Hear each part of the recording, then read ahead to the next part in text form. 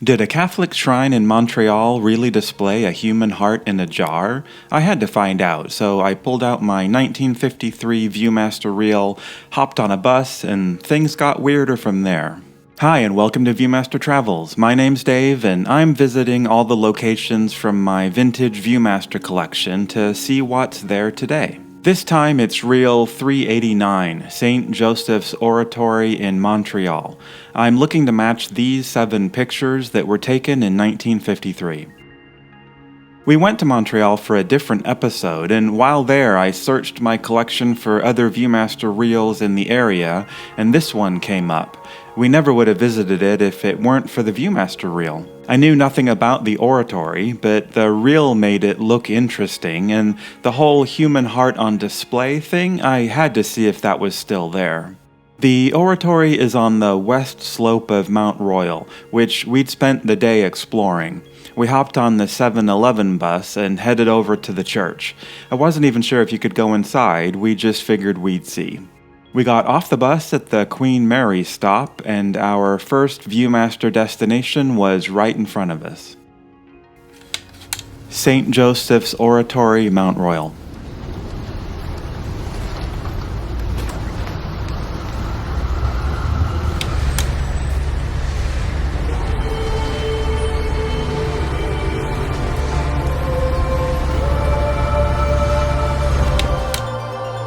Wow, this is an imposing structure. Even in 3D, the Viewmaster doesn't give the sense of how big this building is. Look at all those tiny people. Turns out the Oratory is the largest church in all of Canada, and the top of the dome is the highest point in Montreal. It's the only building allowed to be taller than Mount Royal itself. But look at all those stairs. We'd been looking for Montreal's Viewmaster locations all day and weren't thrilled about climbing all those stairs. Luckily, there's a visitor's entrance at the edge of the parking lot, so we started there. Once we were inside, it felt more like we were navigating an airport than a church. You're greeted by a huge escalator and a complicated list of what's on each level of the church. We picked up a map and brochure, and here's what we learned. The Oratory is a Catholic shrine dedicated to Saint Joseph, but it's inextricably connected to a single person, Brother André, so his story is important. Brother André was born André Bessette in 1845, small and frail and unexpected to survive. His parents had both died by the time he was 12, and he was sent to work on his uncle's farm. He moved to the US at 18 and tried working various manual labor jobs, like working at this textile mill in West Warwick, Rhode Island, where they say he liked their pea soup. In 1867, he moved back to Canada. He eventually joined the Congregation of the Holy Cross and began working at College Notre Dame as a porter, someone who greets visitors and performs humble service tasks. In 1877, his co-worker, Brother André, complained of a leg injury the doctors couldn't cure. Brother André anointed the leg with oil from a lamp and prayed over it, and the leg was cured. Word of this spread, and people started coming to the college looking for the little brother who cures all ills. So many people came to the college to see Brother André that he was asked to meet with them off campus at the tram stop. Brother André convinced the college to build a chapel on the hill across the street, seeding the construction himself with $200 he'd saved by doing 4,000 5-cent haircuts. That chapel was completed in 1904 and dedicated to Saint Joseph, and it quickly became the destination for pilgrims looking to be healed. The tiny chapel was eventually replaced by the enormous church that stands on the site today. The airport-like entrance we were lost in had just been completed a couple months before we arrived. Our visitor's guide didn't even show it, but you can see it here on their online map. So we followed the signs down a long hallway to our next Viewmaster destination. The Fount of Blessings.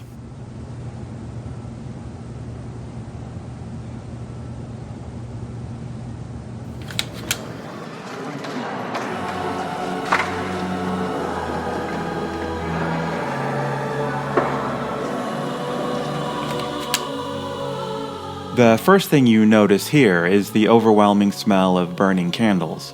This is the Votive Chapel, and there are 10,000 prayer candles burning here. The Viewmaster picture shows a statue of Saint Joseph watching over thousands of candles, and the view today is the same. Behind the statue is a tomb where Brother André's body lies. There's no Viewmaster picture of this. It's a small, contemplative space. Across from the tomb was our next Viewmaster destination. Main altar in the Crypt Church.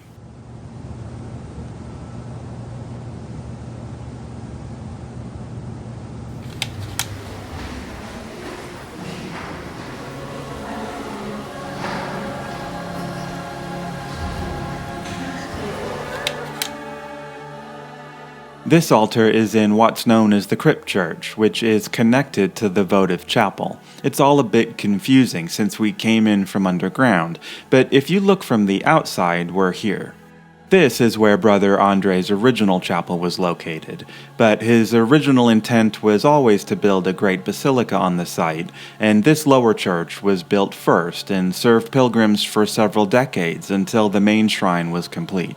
This 1924 photo shows the original chapel, moved to the side to make way for the Crypt Church. The basilica and dome hadn't been built yet. More than 700,000 people visited the church this year.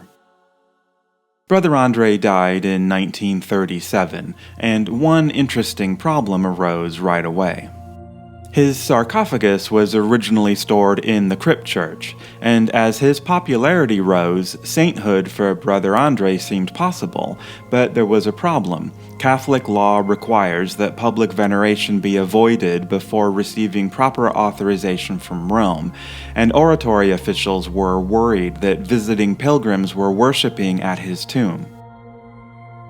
The church would have to prove that no cult was forming around Brother André. They had to pass a trial of non-worship, requiring them to gather evidence to take to Rome, and also to move the sarcophagus out of the church.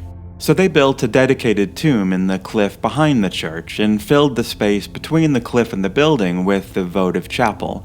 And all this is accessed via escalator and hallway from ground level, giving it a claustrophobic, cave-like feeling.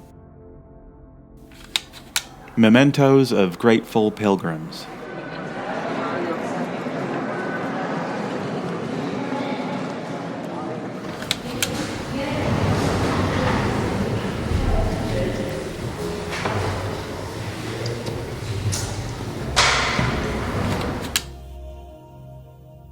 It's not entirely clear where this Viewmaster picture was taken. You can see crutches, braces, notes, and photographs of people healed by Brother André, and there's some kind of interpretive panel next to them that I can't read. You do see this still. Here's an array of crutches in the Votive Chapel. They're called ex votis, mementos of those affected by Saint Joseph. And at the end of this votive hallway is another small statue of Saint Joseph, which overlooks a basin of oil, which is supposed to have a perpetual flame, although I didn't see one. This is the oil sold in the gift shop, continuing the tradition started by Brother André, although today they're clear that it's just blessed vegetable oil. Past the statue, a door leads into a cave, where you can see the backside of the Votive Chapel constructed against the cliff edge and enclosed by whatever was above us. And this statue of the Virgin Mary is here, which is the same one that stood outside the original chapel in this location so many years ago. From here, you actually take an elevator up to the second gift shop and the roof of the crypt, which has great views of the city. From there, you take another escalator to our next Viewmaster destination. Brother André, a wax figure.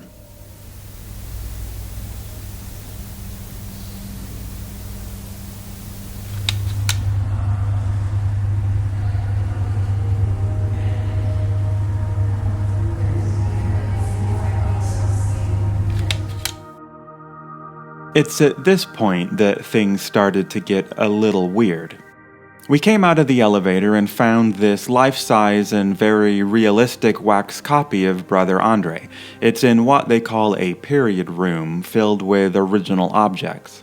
I couldn't find any specifics on how these were made, although I did find a reference to the report of Brother André's death at the time, in French, which had some interesting details, specifically this part. Father Cousineau asked the artists of Giovanni Filippelli and Pier Petrucci to mold the face of the brother in order to create a mortuary mask. Filippelli and Petrucci were religious statue makers who often were asked to make death masks. Interviewed in 2012, Petrucci said, "I remember very well the day we molded Brother André's face. We had taken the water from the well and the plaster did not dry. It took so long that when we removed the mold, its hairs had grown." Perhaps these guys also made the wax figures on display. I don't really know. If you know anything about this, let me know in the comments below. The next line in that French news report leads us to our next Viewmaster destination. Then Dr. Riapelli, an anatomopathologist, comes to the aid of Dr. Lamy with the excision of the heart. The heart of Brother André.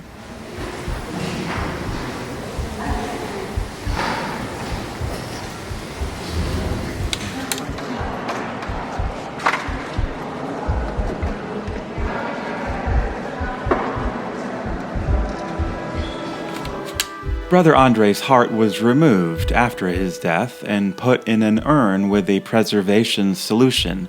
It was displayed initially in the Crypt Church, but was intended for the Basilica upon its completion. This was ancient French tradition, apparently. Let's be real, it's a bit weird, and it's astonishing that what I saw in the Viewmaster image that drew me here in the first place is still on display today unchanged. The heart is behind bars in a kind of vault, although apparently not a very good one, because on March 16, 1973, the heart was stolen. When workers came in that Saturday morning, they noticed the vault was empty. Meanwhile, reporters at the Journal de Montreal got an anonymous phone call instructing them to go to the parking lot at the corner of Drolet and Crematzi, where they found a roll of film and a note. They developed the mysterious film, and it revealed grainy black and white photos of the missing heart, and the note demanded $50,000 for its return. The church declined to pay, and the heart was feared lost forever. 2 years later, a local lawyer named Frank Schuffy got a mysterious phone call. What happened is last Friday afternoon, late afternoon, I received a phone call at my office asking me if I was interested to know the whereabouts of Brother André's heart. And this gentleman on the phone gave me the address and the number of the locker. So Saturday morning, I phoned the policeman and we went down to this apartment home, went to the basement, we opened the lock, we forced open the lock. There was a box. Inside that box was another box completely sealed, and inside the second box was a glass container with the heart with the seal of the St. Joseph's Oratory on it. The heart was returned and put back on display. They never figured out who stole it, although there are some reports online from people who claim they were responsible, but I'm not so sure since the details they give don't line up with the actual story. The next stop for us was to finally enter the Grand Basilica itself, but interestingly, the only remaining picture on the Viewmaster reel was something else. Brother André's original chapel.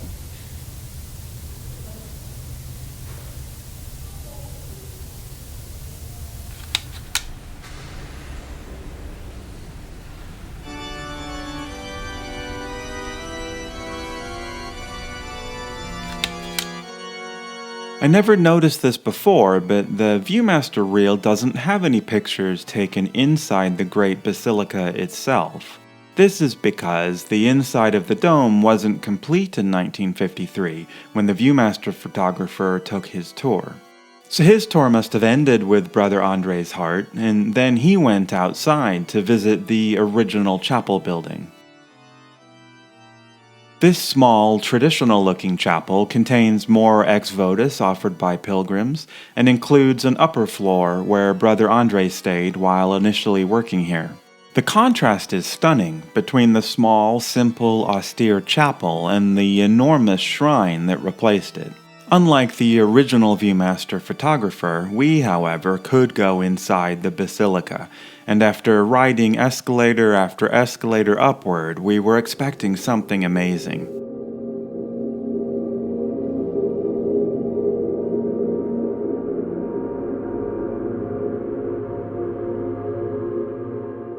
And I have to admit, it was a little disappointing. It's large and grand inside, but very sleek, modern, and avant-garde. Not what I expected at all. It was completed in 1966, and I think the design reflects that decade. It's very clean and not as ornate as the exterior would imply. There's still a lot to see inside. For example, around the altar are 11 enormous mosaics created by the Labouré workshop. They show moments from St. Joseph's life. This is the first one, the betrothal. There are 10 modern stained glass windows created by Marius Plamondon. They depict mentions of St. Joseph in Canadian history. This one shows the 1690 siege of Quebec, during which Canadians prayed to St. Joseph. And here are 3 wooden carvings of apostles, created by Henry Charlier in the early 1950s. All 12 apostles can be found around the Basilica. And hidden in a corner is the Votive Chapel. It contains the original tombstone of Blessed Basile Antoine Marie Moreau, the founder of the Congregation of Holy Cross. In 1940, the cause for Brother André's sainthood was opened, and 70 years later, on October 17, 2010, Saint André Bessette was canonized by Pope Benedict XVI. To date, he is the only saint to emerge from the Congregation of Holy Cross. This visit reminds me of why I started this whole project. If it weren't for the Viewmaster reel, we never would have learned about Saint André Bessette and everything to see inside the Oratory on Mount Royal.